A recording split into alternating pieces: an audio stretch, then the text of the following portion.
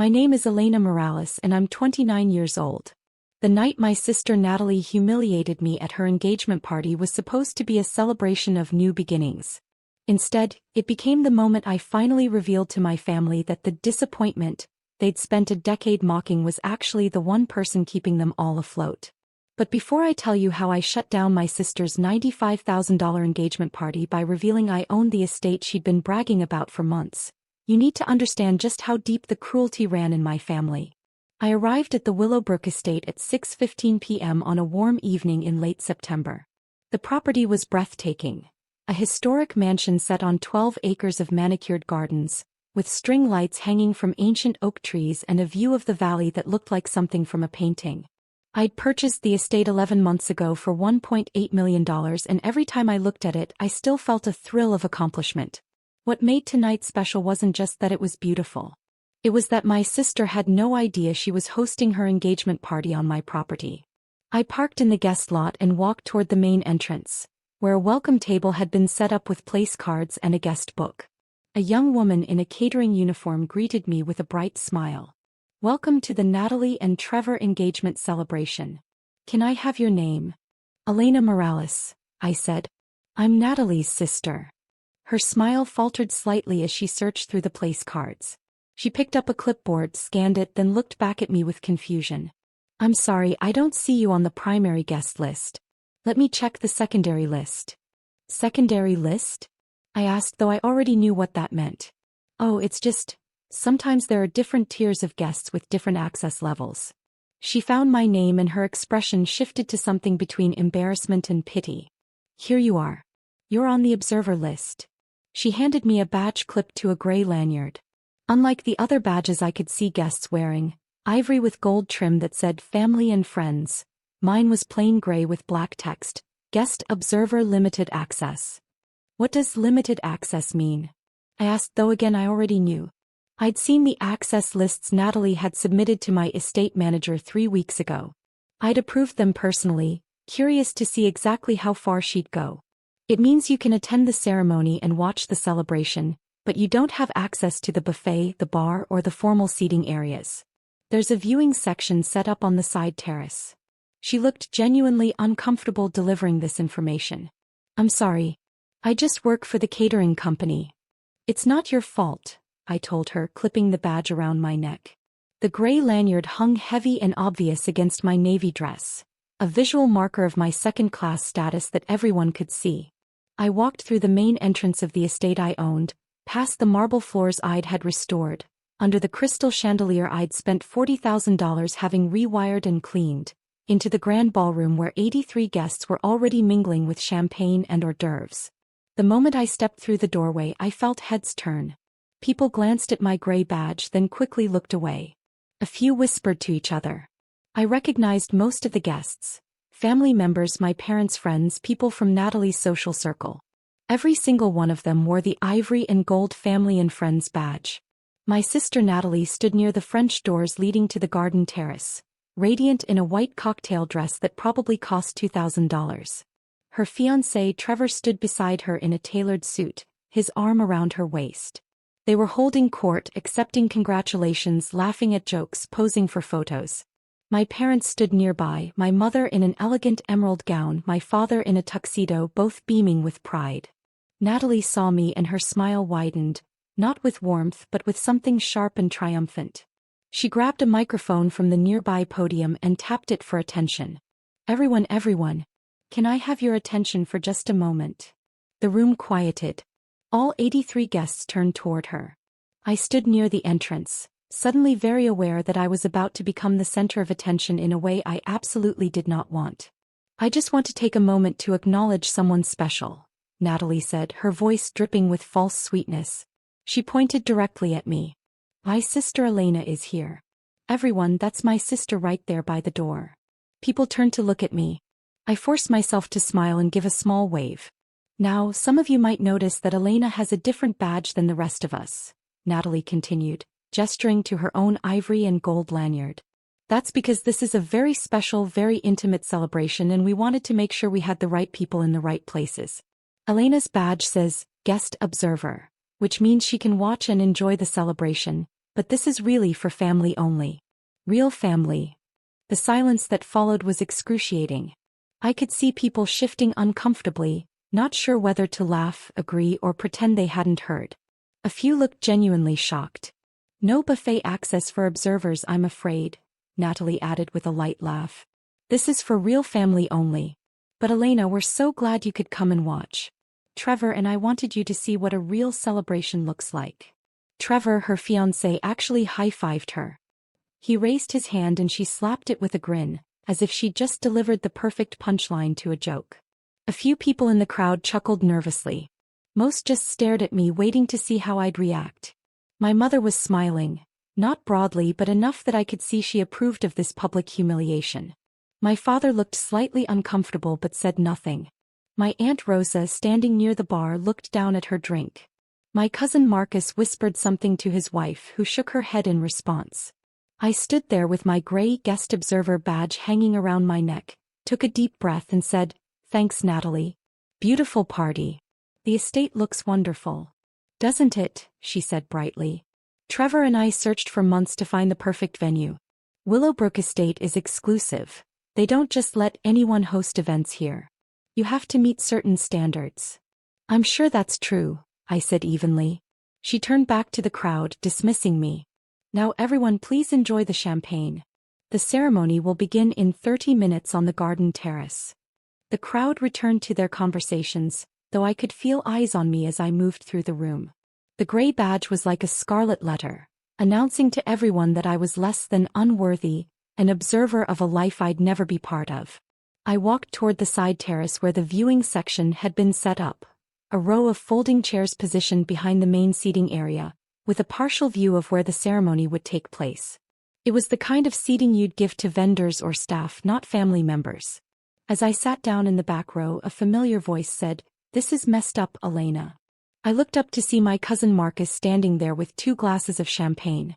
He handed me one despite the fact that my badge clearly stated I had no bar access.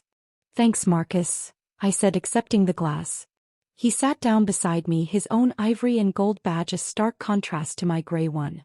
"I don't know what's going on with Natalie, but this is wrong. You're her sister.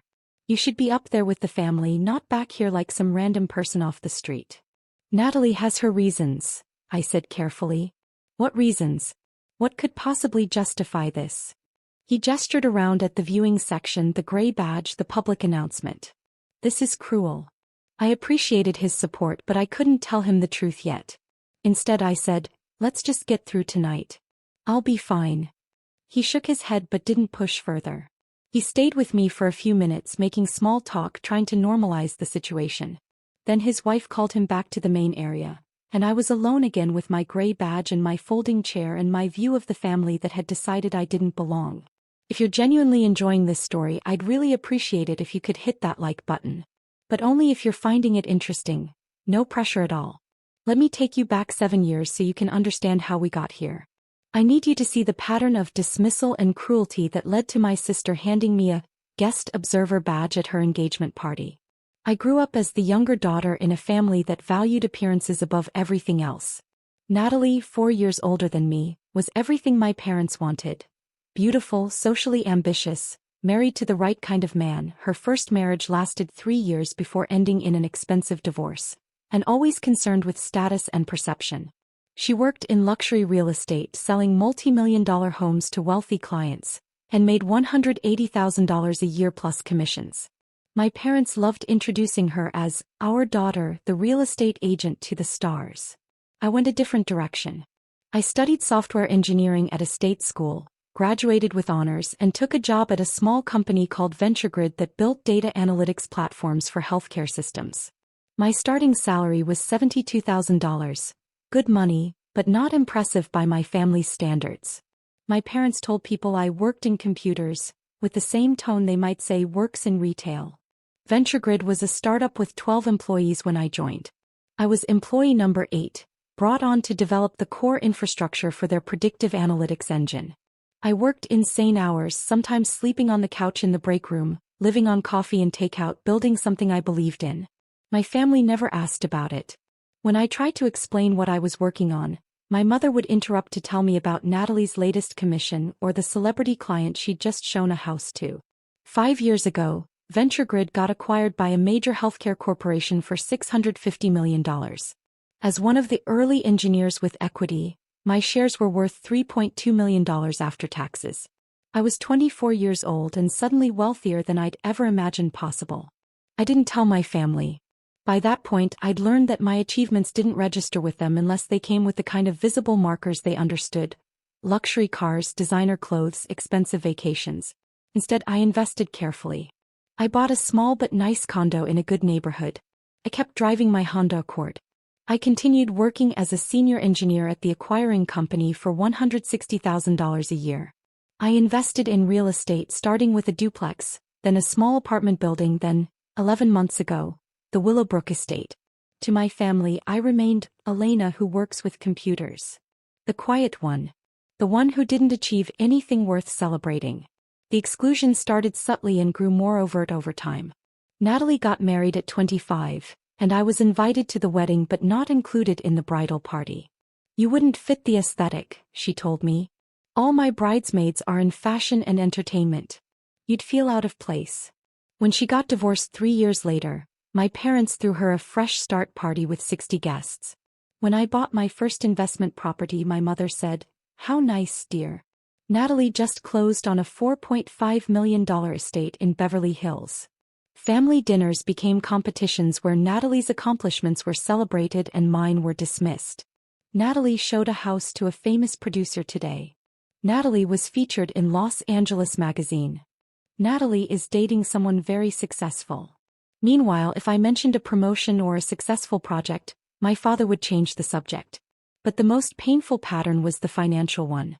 Because while my family spent years telling me I wasn't successful enough to matter, they had no problem taking my money when they needed it. It started 6 years ago when my father's investment portfolio took a hit during a market downturn. He came to me embarrassed, asking for a loan of $15,000 to cover some expenses until things stabilized. "Don't tell Natalie," he said. "You know how she is about money. This is just between us." I gave him $20,000 and told him not to worry about paying it back. A month later, my mother needed help with unexpected medical bills. $8,500. Then Natalie needed a loan for her divorce attorney. $12,000. Then my parents needed help with property taxes. $18,000. Then Natalie needed money for a down payment on a condo. $35,000. It became a pattern. Every few months, someone would call asking for money. The amounts varied. $3,000 here, $10,000 there, $25,000 for a business opportunity that fell through. Over 6 years, I gave my family $278,000. I kept meticulous records in a spreadsheet. Date, amount, recipient, stated reason. They never thanked me in front of each other. They'd call me late at night or send private texts, their voices strained with financial stress. Then the next day at family dinner, they'd act like nothing had happened. Natalie would brag about her latest purchase. A new car, expensive furniture, a vacation to Europe. My parents would praise her financial success. No one mentioned that I was the one actually funding half of it. I kept giving because I thought eventually they'd see my value. I thought if I was generous enough, helpful enough, quietly supportive enough, they'd recognize that I was worth including in the family. But the opposite happened. The more I gave, the more they took me for granted. 2 years ago, Natalie announced she was dating Trevor, a venture capitalist with family money and a portfolio of successful tech investments. She was thrilled, my parents were thrilled, and suddenly every family gathering became about Trevor and Natalie's perfect relationship. When they got engaged 8 months ago, my parents threw them an engagement dinner at an expensive restaurant. I wasn't invited. I found out about it when my mother posted photos on Facebook. When I called to ask why I hadn't been included, my mother said, "Oh, Elena, it was just immediate family and Trevor's parents. Very intimate. You understand." "I'm immediate family," I pointed out. "Well, yes, technically. But Natalie wanted to keep it small and elegant. You know how you are at these things, you're not really comfortable in that environment." 3 months ago, Natalie called me asking for $40,000. She and Trevor wanted to host an elaborate engagement party, but Trevor's trust fund disbursement wouldn't come through until the next quarter. It's a loan, obviously, she said. We'll pay you back as soon as the money comes in. This party is really important to us. We're inviting some of Trevor's business connections and we need to make the right impression. I'd reached my limit with the financial requests. Natalie, I've given you and Mom and Dad almost $280,000 over the past 6 years. I can't keep doing this. There was a pause. Then she laughed. Elena, don't be dramatic. You haven't given us that much money. And anyway, family helps family. That's what we do. When has the family helped me? Oh please. You're being ridiculous. We include you in things, we invite you to events. You didn't invite me to your engagement dinner. Because it was small. I explained this. Her voice had taken on that sharp edge it got when she was annoyed. Look, either you're willing to help your sister or you're not. It's your choice. I made a decision in that moment. I'll tell you what, Natalie. I'll do something better than giving you $40,000. I'll give you the venue for free. What do you mean? I know a place. A beautiful historic estate with gardens, views, enough space for 100 guests. I can get you the venue for free if you want it. She was immediately interested. What's the catch? No catch. I just want to help my sister. Consider it my engagement gift. She was suspicious but intrigued. I sent her information about Willowbrook Estate, the property I'd purchased 6 months earlier as an investment and event venue. I didn't tell her I owned it. I told her I had connections and could get her a discount. She fell in love with it immediately. The historic mansion, the gardens, the prestige of the location. It was exactly what she wanted for her engagement party. When she called to ask about pricing, my estate manager quoted her the standard rate. $25,000 for venue rental plus catering, staffing and service fees that would bring the total to around $95,000. That's way too much, Natalie said. Elena said she could get me a deal. My estate manager, who knew exactly who Natalie was and what I was planning, said, let me check with the owner. He called her back and offered her the venue for free. Venue rental waived, she'd only pay for catering and services. The total came down to $47,000, which she and Trevor could afford. She accepted immediately.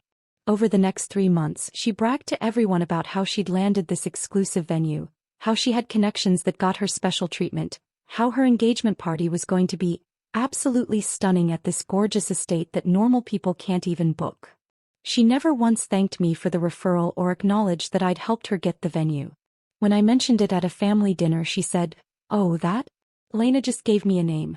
I'm the one who negotiated everything and made it happen."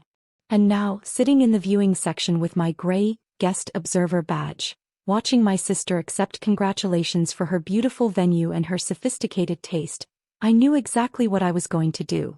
The ceremony began at 7 p.m. on the garden terrace. Trevor stood under an arch decorated with white roses and ivy, waiting for Natalie to walk through the garden path. It wasn't a wedding, just an engagement celebration, but they'd planned it with wedding-level formality. There were readings about love and commitment, champagne toasts, a ceremonial ring exchange where Trevor gave Natalie a promise ring to wear until the wedding. From my folding chair in the viewing section, I had a partial view. I could see Natalie's profile, hear the words being spoken, watch as guests wiped away tears at the romantic sentiment. My parents sat in the front row of the main seating area, holding hands, my mother dabbing at her eyes with a handkerchief. I checked my watch. 7:22 p.m. The ceremony would finish around 7:45, followed by dinner at 8 o'clock, then dancing and celebration until 11 p.m. My plan was timed perfectly. After the ceremony concluded, guests moved into the ballroom for dinner. The main seating area had round tables with ivory linens, elaborate centerpieces, place settings that probably cost $150 per person. The viewing section had no tables, just the folding chairs. True to Natalie's word, I had no buffet access. Staff members walked past me with trays of appetizers, delivering them to the main seating area while I sat in my corner with the glass of champagne Marcus had smuggled to me earlier. My Aunt Rosa approached during the cocktail hour, looking uncomfortable. "Elena, Mija, I don't understand what's happening. Why aren't you sitting with the family?" "You'd have to ask Natalie," I said. "This is wrong. You're her sister. Let me talk to her." "Please don't, Aunt Rosa. It's fine. I'm fine." She looked like she wanted to argue but didn't know what to say.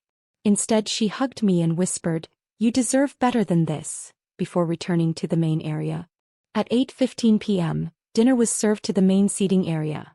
A choice of filet mignon or Chilean sea bass, roasted vegetables, truffle mashed potatoes, a mixed green salad with candied pecans and goat cheese. The smell was incredible. My stomach growled. I'd skipped lunch anticipating I'd eat at the party. I hadn't counted on being excluded from the buffet. A server noticed me sitting alone and approached quietly. "Miss, I'm not supposed to do this, but would you like me to bring you a plate? This is ridiculous." "I appreciate that," I said, "but I'm fine. I'll get something after I leave." She looked at me with pity and walked away. Another mark of my second-class status. The catering staff felt sorry for me. At 8:47 p.m., Natalie and Trevor made their way through the ballroom, stopping at each table to greet guests and accept congratulations. They laughed, posed for photos, thanked people for coming. They didn't come to the viewing section. They didn't acknowledge my presence at all. At 8:52 p.m. I stood up, smoothed my dress and walked across the ballroom toward the administrative wing of the estate. A few people noticed me leaving, but most were focused on the celebration. I walked down the corridor with its polished hardwood floors and historical portraits, past the library and the sitting rooms, to the office at the end of the hall. My estate manager, Richard Chin, no relation, was waiting for me as planned. "Ms. Morales. Is it time?" "It's time," I said. He handed me a tablet and a document. "Everything is prepared as you requested. All you need to do is sign this authorization and I'll make the announcement." The document was simple. Authorization for the estate manager to terminate the event early and remove all guests from the property. I drafted it with my attorney 3 weeks ago, knowing this moment would come. I signed my name. Elena Morales, owner, Willowbrook Estate LC. "Give them 5 more minutes," I said. "Let them finish dinner. Then make the announcement." Richard nodded. "Are you certain about this?" "Your sister." My sister publicly humiliated me in front of 83 people. She gave me a badge that labeled me as an observer, not family. She denied me access to food and drinks at an event I'm paying for. She has spent years taking my money while treating me like I don't matter. I looked at him steadily. "I've never been more certain about anything." "Understood." He picked up the tablet and headed toward the ballroom. I followed at a distance, positioning myself near the entrance where I could see but not be immediately noticed. At 8:57 p.m., Richard walked to the center of the ballroom and spoke quietly to the DJ, who turned down the music. Richard picked up a microphone, tapped it for attention and waited as the room gradually quieted. Natalie looked annoyed at the interruption. She was mid-conversation with some of Trevor's business associates, clearly networking. Trevor looked curious. My parents looked confused. "Ladies and gentlemen," Richard said, his voice professionally polite but firm, "I apologize for interrupting this lovely celebration. My name is Richard Chin and I'm the estate manager here at Willowbrook. I need to make an important announcement regarding this evening's event." The room went completely silent. 83 people turned to look at him. "There's been a development concerning the property ownership and the terms of tonight's event that requires immediate attention." He consulted his tablet. "I need to inform you all that Willowbrook Estate has an owner who has exercised their right to modify tonight's arrangements." Natalie stood up, her face flushing with anger. "What are you talking about? We have a contract. We paid for this venue." "Actually, Ms. Morales, you didn't pay for the venue. The venue rental fee was waived by the owner. You paid only for catering and services." Richard remained calm and professional. "The owner has decided to exercise their right to end tonight's event early." "That's ridiculous." Natalie's voice was shrill now. "Who's the owner? I want to speak to them right now." Trevor stood up beside her, putting on his venture capitalist voice, the one that probably intimidated junior employees and service workers. "This is completely unacceptable. We'll be filing complaints. We'll be demanding refunds. Do you have any idea who you're dealing with?" Richard didn't flinch. "I'm dealing with Ms. Natalie Morales and Mr. Trevor Ashford, who are hosting an engagement party on property owned by Ms. Elena Morales." He turned and gestured toward me, standing near the entrance. "The owner is right there." Every head in the room turned toward me. The gray, guest observer badge still hung around my neck, suddenly looking ridiculous against the backdrop of what Richard had just revealed. The silence was absolute. I could see the confusion on people's faces, the shock on my parents' expressions, the dawning horror on Natalie's face as she realized what this meant. I stepped forward into the ballroom and Richard handed me the microphone.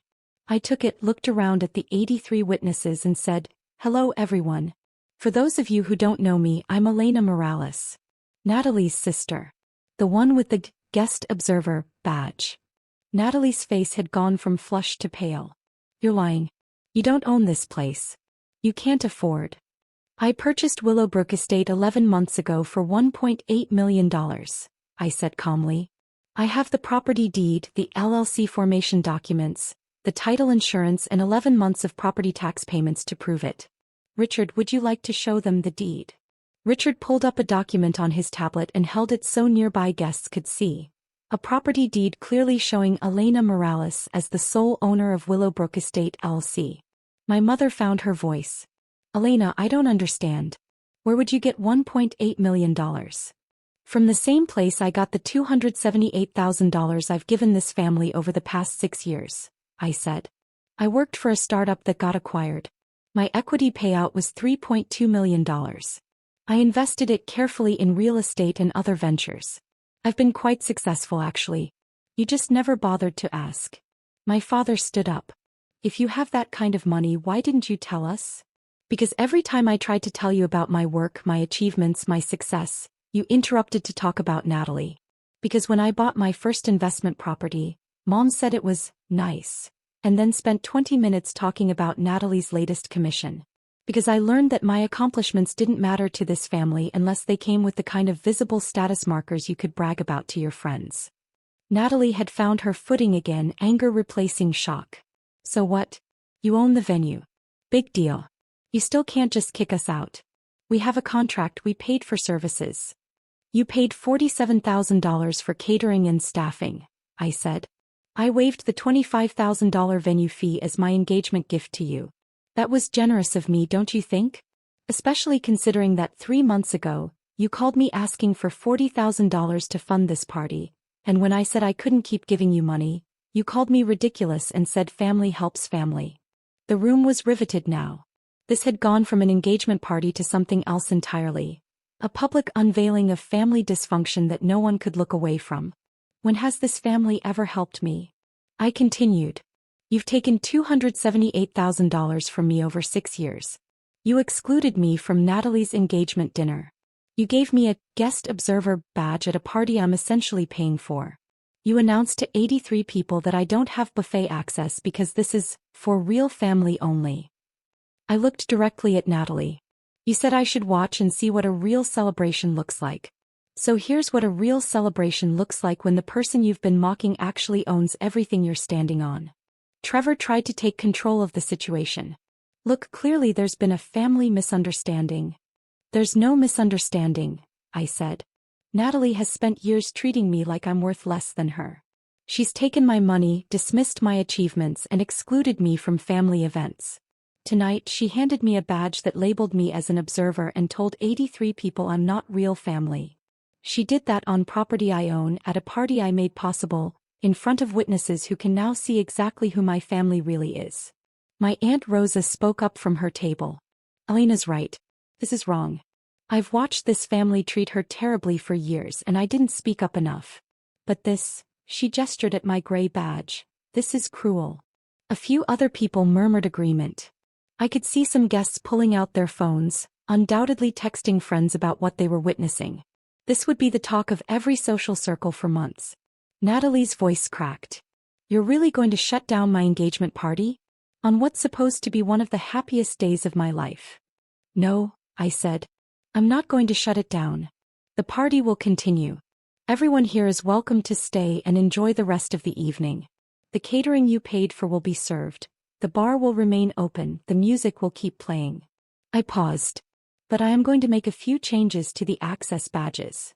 I nodded to Richard, who'd been holding a box of new badges. He walked to Natalie and handed her a gray, guest observer, lanyard identical to mine. "From this moment forward," I said, "Natalie and Trevor are guest observers at this event. No buffet access. No bar access. No formal seating. You can watch from the viewing section and see what a real celebration looks like when you're not considered real family. The shock on Natalie's face was complete. You can't do this. I absolutely can. It's my property. And Richard, please provide ivory and gold family and friends badges to everyone else in the room. They're all welcome to enjoy the full celebration, except for the guest observers. Richard had clearly prepared for this. He began distributing new badges to the guests, who accepted them with expressions ranging from shock to barely suppressed delight at the drama.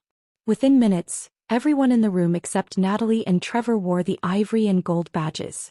My parents sat frozen at their table, looking between me and Natalie with expressions of disbelief. My mother started to cry, not the elegant tears she'd cried during the ceremony but genuine distress. "Elena, please," she said. "Don't do this to your sister. Whatever issues you have, we can talk about them later."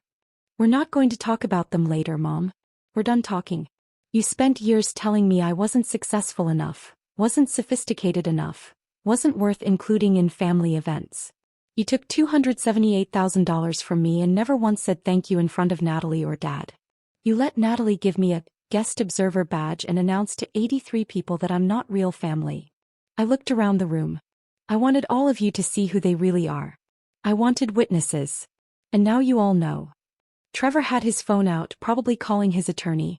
"This is harassment. This is me exercising my property rights," I said. "You're welcome to leave if you don't like the new arrangements. Everyone else is welcome to stay and enjoy the party I'm hosting. The party I own on the property I own with the success I earned that this family never acknowledged." I handed the microphone back to Richard.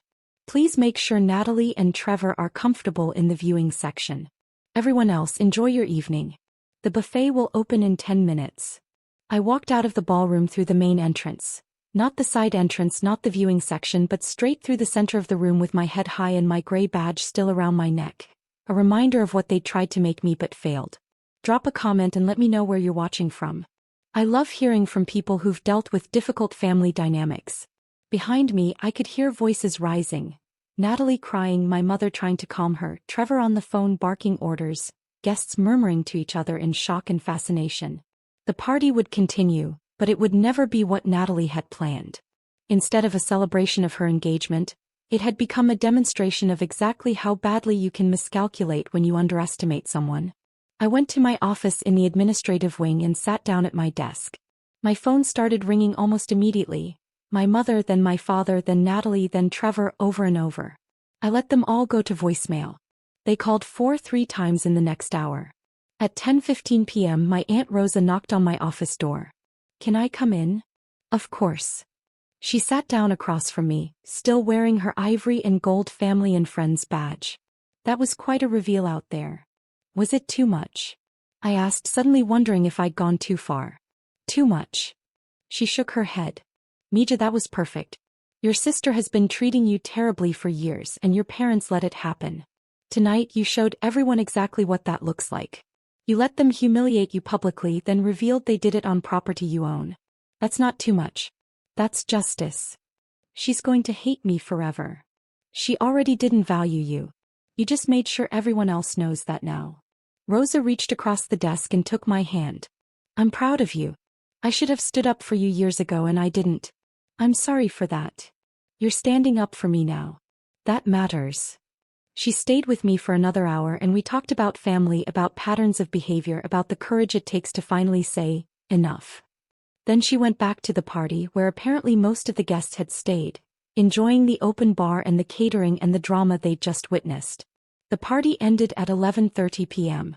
Richard reported that Natalie and Trevor had left around 9 p.m., unable to tolerate sitting in the viewing section with their gray badges while everyone else celebrated. My parents had tried to convince me to come back and make peace, but when I refused, they'd left around 10 p.m. The remaining guests, about 60 of the original 83, had apparently had a wonderful time, with several commenting that it was the most memorable party they'd ever attended. I went home that night, changed into comfortable clothes, poured a glass of wine, and finally allowed myself to feel everything I'd been holding back. I didn't cry, I'd moved past tears. I felt lighter, like I'd finally put down a weight I'd been carrying for years. My phone showed 67 missed calls and 89 text messages by midnight. I read a few of them. From Natalie, "You ruined my engagement party. How could you do this to me? You're a horrible person." From my mother, "Elena, this is cruel and unnecessary. Natalie is devastated.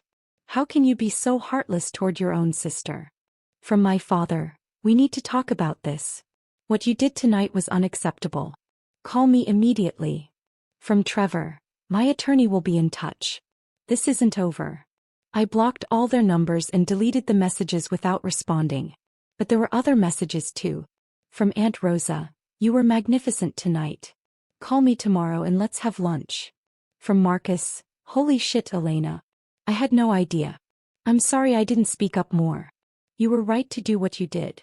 From 3 other relatives who'd been at the party.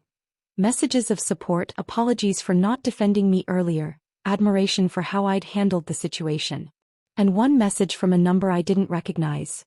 "Hi Elena, this is Jennifer Wu. We met briefly tonight at your sister's party. I'm a reporter for the lifestyle section of the local newspaper. Would you be willing to talk about what happened? I think a lot of people would be interested in your story about family dynamics and financial success. No pressure, just wanted to reach out." I didn't respond to that one either, but I saved it.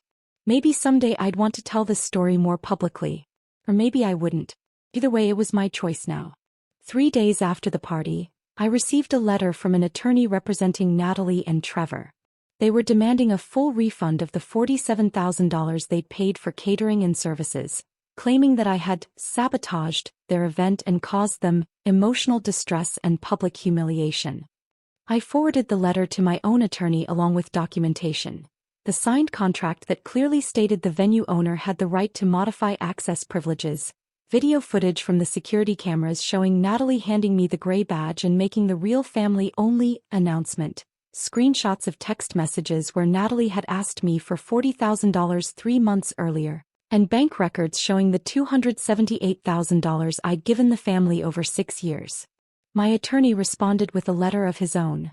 Ms. Morales fulfilled all contractual obligations regarding the event. The catering and services paid for by your clients were provided in full. The modification of access badges was within the property owner's rights as stated in Section 7.3 of the venue contract. Ms. Morales is prepared to countersue for defamation and emotional distress if your clients continue to make false claims about her conduct.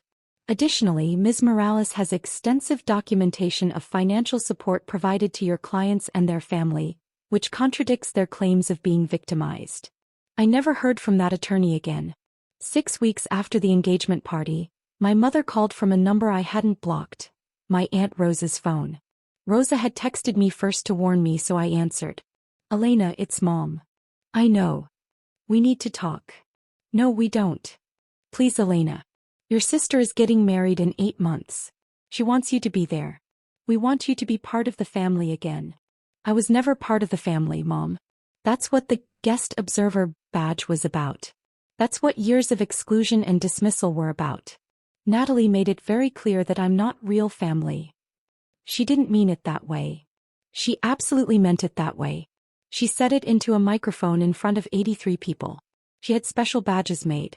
She announced that I couldn't access the buffet because it was for real family only. There's no other way to interpret that. My mother was quiet for a moment. Then, "She's sorry. We're all sorry. We didn't realize." "You didn't realize what? That I had money? That I was successful? That I owned property? Would you have treated me better if you'd known? Because that's not actually an apology, Mom. That's you being sorry you miscalculated, not sorry you were cruel. That's not fair. What's not fair is taking $278,000 from me while telling me I'm not successful. What's not fair is excluding me from family events because I didn't have the right kind of job or the right kind of lifestyle to show off to your friends. What's not fair is watching Natalie get praised for buying things with money I gave her while I got labeled as the family disappointment. We made mistakes, my mother said, her voice cracking. But we're family. Family forgives each other. Family also respects each other.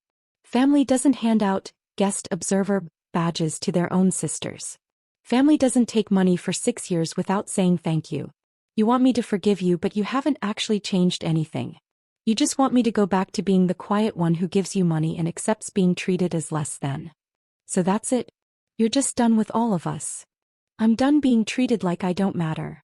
If you want a relationship with me, it has to be built on actual respect, not on you realizing I have assets worth acknowledging. Until then, yes. I'm done. I hung up. Aunt Rosa called me right after. I'm proud of you, she said. That took strength. It doesn't feel like strength. It feels like loss. It's both. But you're losing something that was never really there in the first place.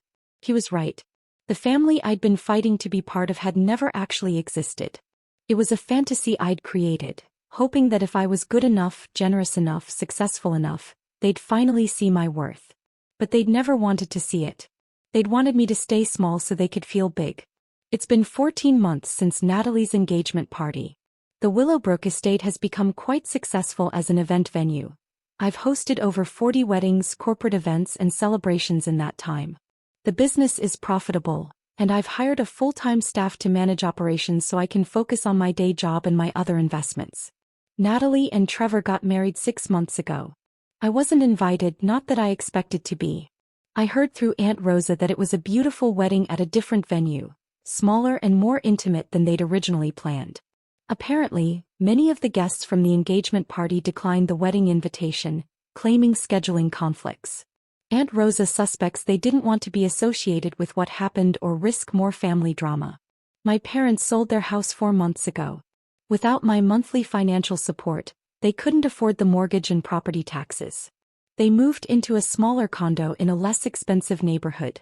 I heard my father tried to take out a loan using Natalie's income as collateral, but she refused.